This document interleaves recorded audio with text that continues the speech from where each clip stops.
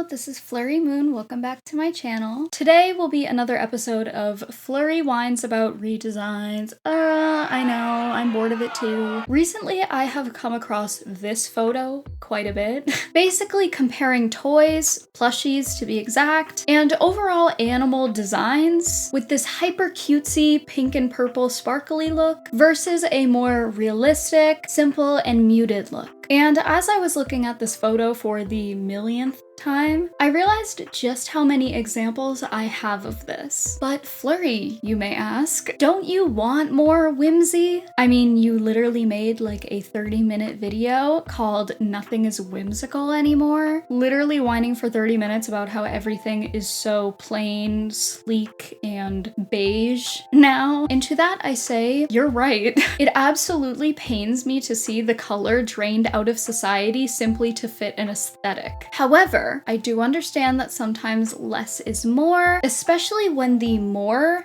doesn't seem very authentic. When plushies are pushed out with bright, blinding colors, sparkles, and odd proportions, it makes me think, are plushies getting uglier? Before we get into this video, most of the points I will be discussing are my opinions. I know, that's kind of terrifying, which I'm sure a lot of you will disagree with, which is totally fine. It would be super boring if my comments were just filled with everyone just being like, Flurry, you're so right, we love you. Wait, I actually love that. Never mind. However, I am a very strong believer in there being room for multiple types of plushies. Do I think that hyper kawaii designs should not exist? Absolutely not. Do I think that we should change every single previously existing plushie to look like that? Absolutely not. This topic probably needs some nuance, which I am prepared to attempt to do. And before getting into it, I want to clarify, my stuffed animal preference probably falls somewhere in between this and this.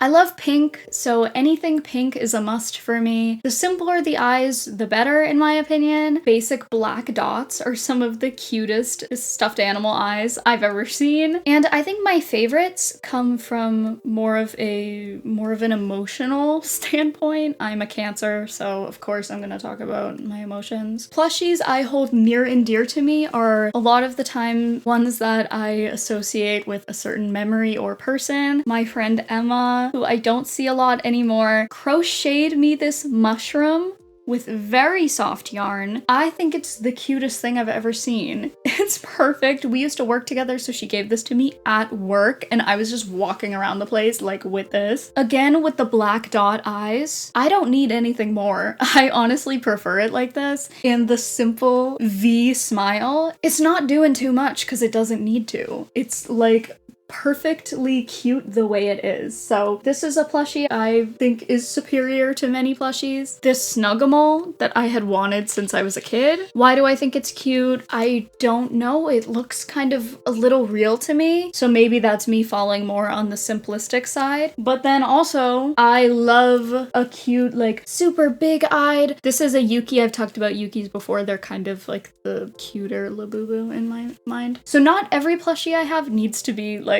associated with a memory. Like this, I just saw it and thought it was cute. So that's me kind of leaning on more of the big-eyed, in-your-face plushie, but also the colors are muted. Oh, she's so cute. I love pink and green together. This is one of my all-time favorite plushies. This Amazon Shiba Inu that Louis got me. I think this was the first ever plushie he got me. It was for Valentine's Day, I want to say like 4 years ago. I sleep with it every single night. It's the perfect size, it's the perfect amount of cuddles, and I love how freaking weird he is. Like, why are his eyes red?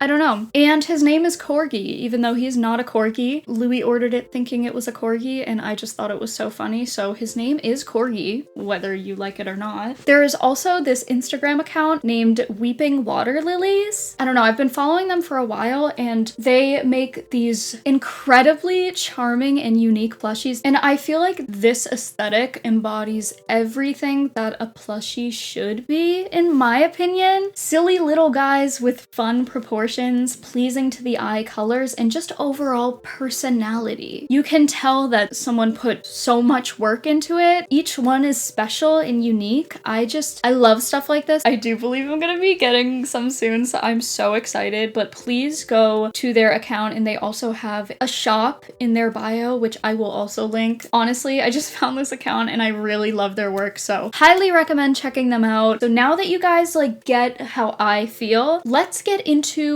why plushies might be getting uglier.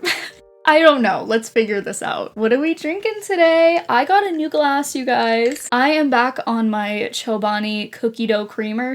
I did some pumpkin spice in this because it is fall now. I don't care what you say. I don't care if you tell me that it's summer. I don't want to hear it. This is actually so good.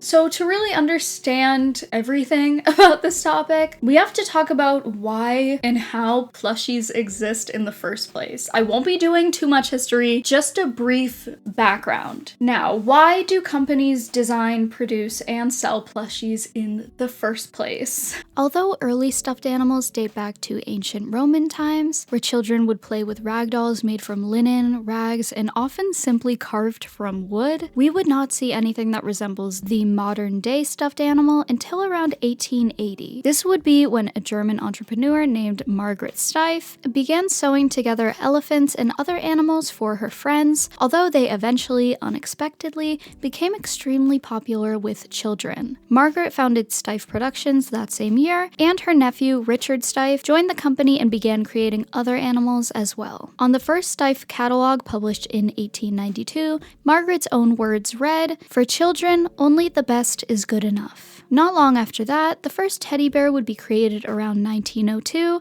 when a Brooklyn shop owner named Morris Mitchum created a stuffed bear cub after being inspired by a political cartoon of Teddy Roosevelt refusing to kill a bear. By 1903, people were going nuts over teddy bears, and Steiff would then produce over 970,000 bears to meet the demand. The 1900s would bring us many stuffed animals inspired by previously existing characters from mostly children's media such as Peter Rabbit, Winnie the Pooh, Mickey Mouse, Dumbo, Paddington, Curious George, Hello Kitty, and so on. And in the 90s, we would see the rise of none other than Beanie Babies, but I do fear I'm getting ahead of myself.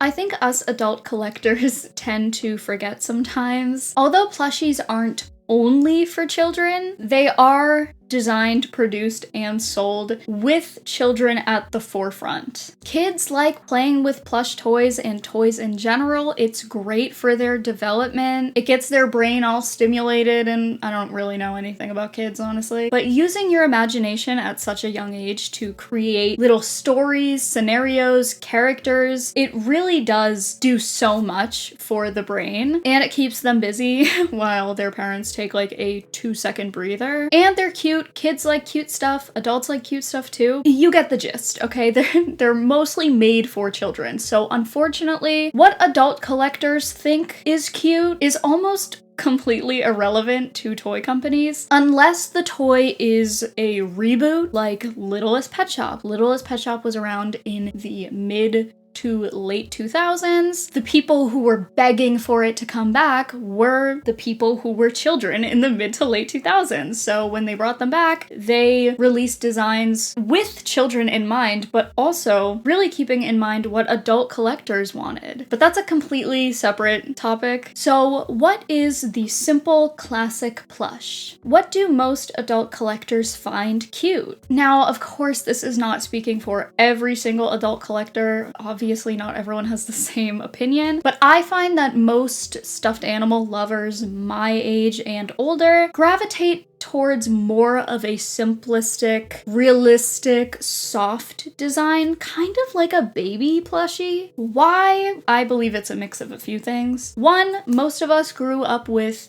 Beanie Babies.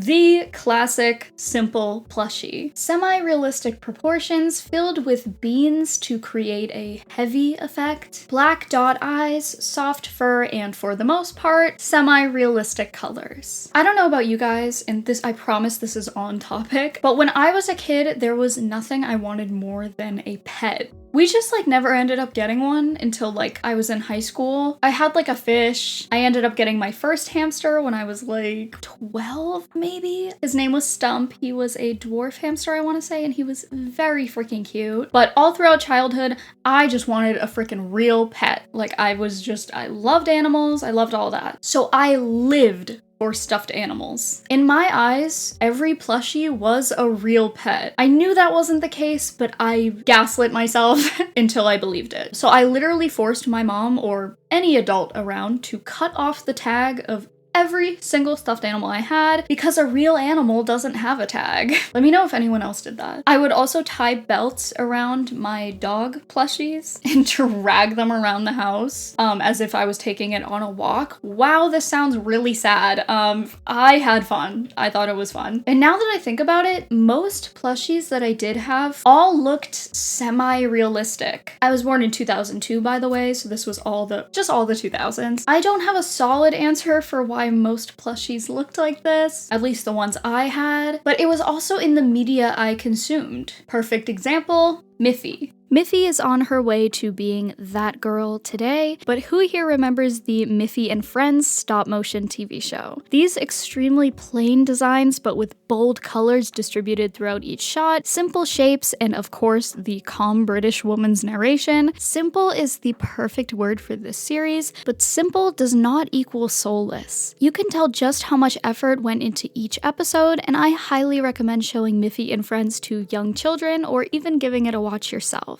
Kind of off topic, but even Littlest Pet Shop, totally not a plush brand aside from a few random releases and LPSO. LPS is known for their exaggerated proportions, but when they first came out, they still mostly had muted and realistic colors for the pets. Later, they would go on to get more experimental with their colors and eye designs, then they would go way too far with it, leading to their downfall and discontinuation.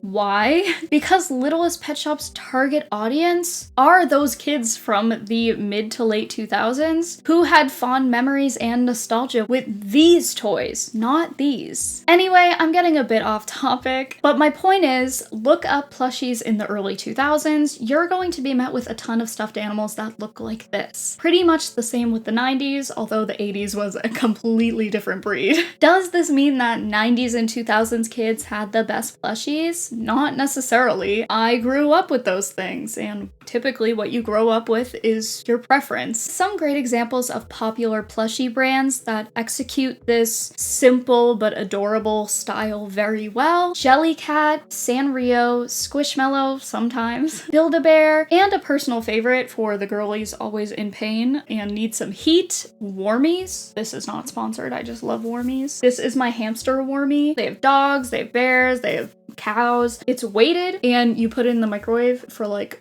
a minute or something, and then it smells like lavender and it's warm. Even just the design is just really cute to me. Like, are you kidding with these eyes? Again, not sponsored, I wish. However, some of our favorite plushie brands have been making a switch from this style to the style as mentioned before.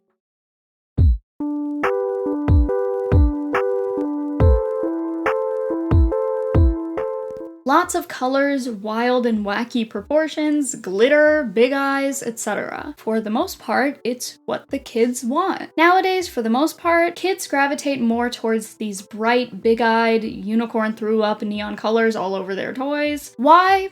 I don't really know. Cocomelon, TikTok, Dubai Chocolate Labubu, I don't know, who can I blame this time? For whatever effing reason, kids love that brain rot toilet humor vibe, so they have Poopsie Slime Surprise, Skibbity Toilet, and of course other stuff too. Like, it's not all like this, but it definitely is significant enough to mention in my opinion. I do think, here we go again, I'm so going to start bitching about iPad kids. I'm sorry.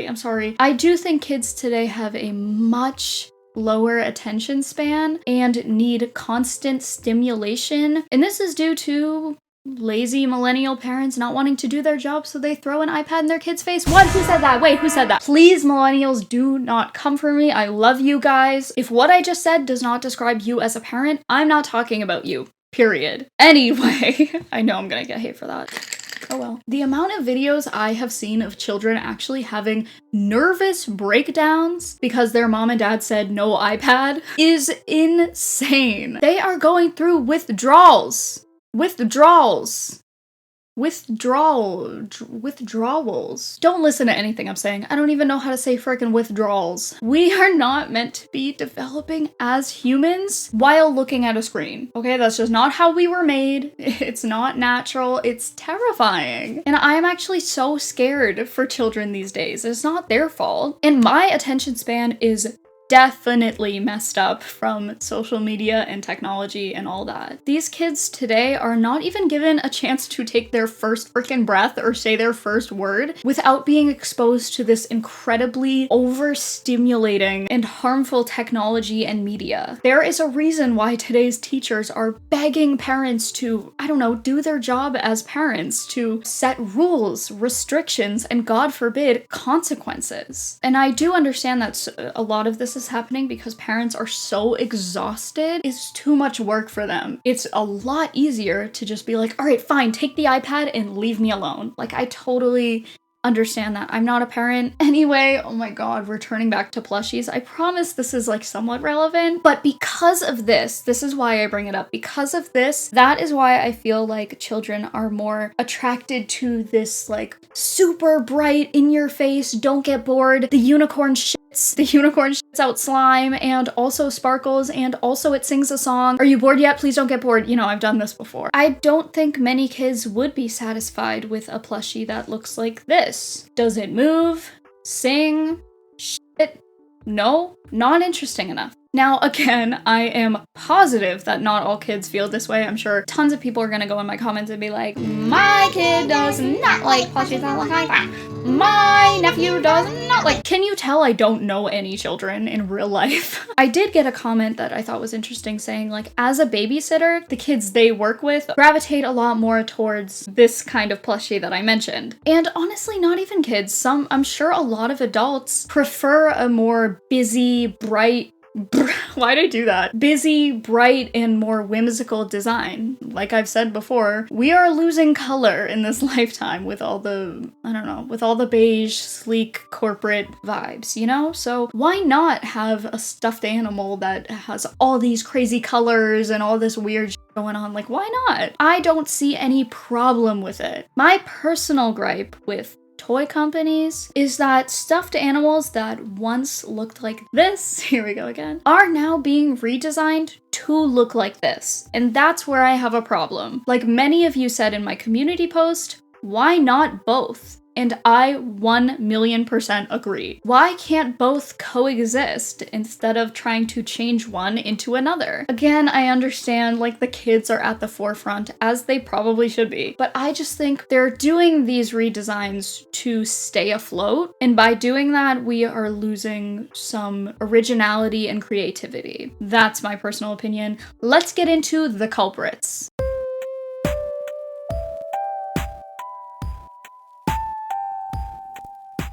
I'm having so much fun with this video, you guys. Beanie Babies. In my opinion, this might be one of the least offensive examples I will be talking about, but it is a very popular one and one of the first brands to make the switch into this more hyper-kawaii aesthetic of the big eyes and the weird proportions. Originally released in 1993, Beanie Babies were a powerhouse. Often cited as the first internet sensation, everyone and their friggin' mother collected Beanie Babies. From kids having them scattered around their bedrooms to adults keeping every single release with the tag in hopes that one day they would be worth millions. Spoiler alert, they are not. However, by the year 2000, TY was experiencing a decline in sales. They tried a few different ventures such as TY Girls and Beanie Kids, for example, but alas, Beanie Boos, released in 2009, would become the most successful out of all of these attempts. eyes. Like Beanie Babies, but sitting up straight, big heads, and of course, big eyes, kids went crazy. I was one of them. Although the first few releases included plain eyes, future releases would swap this look out for strictly sparkly eyes. This is where they lose me, honestly. I love sparkles. I'm a girly girl. I love that stuff, but every single one, like, they can't have some Beanie Boos with, like, the plain eyes, you know? Like, what? It's unclear when exactly TY stopped selling the original Beanie Babies, as they had announced their retirement with The End, who's actually right over there. I love him so much. He's so creepy. Back in 1999, and then literally immediately said never mind and started releasing a ton of new Beanie Babies. So I don't know what that was all about, you guys. Me when I want attention. But I would say sometime around the time Beanie Boos started coming out, it was bye-bye Beanie Babies. For the 30th anniversary, TY did release a few OG Beanie Babies, but for the most part, they are not sold anymore. Many fans of the original design do not care for Beanie Boos. I personally like them to an extent. My personal favorite release was the Beanie Balls. I think the gimmick was like you can like throw them anywhere and they'll still land like upright.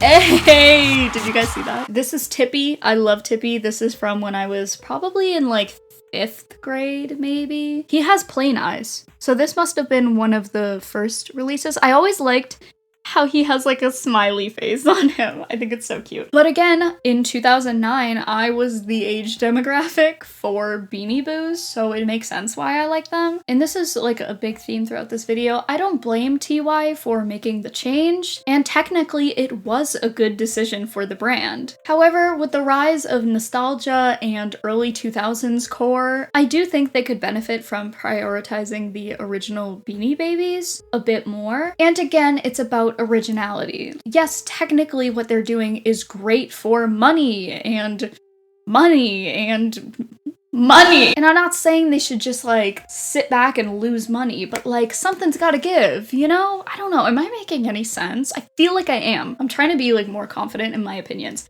I'm making sense. Anyway, let me know what you guys prefer. Let's move on to the next. Furbies. Another major 90s success that is still around today, although admittedly not nearly as big as it once was. These things absolutely popped off when they first came out due to their odd but captivating designs and arguably most their robotic elements. There were not many toys on the market at this time that moved around, opened and closed their eyes, and seemingly responded to what you were saying. It scared a lot of people, as I mentioned in my controversial and recalled toy video from a few weeks ago. Although Furbies had gone through quite a few redesigns in order to modernize them over the years, they've been around for quite some time after all, nothing has pissed off fans more than the 2023 release. Now listen, do I think these are ugly? Honestly, no. I actually think they're pretty cute, but that's not the problem. The problem is that these are simply just not Furbies. Who is that? I think what toy and plush companies are missing is that charm is huge. I tend to overlook imperfections if I feel emotionally connected to something because it has personality, it's unique, it's not like all of the other copy and paste releases. It doesn't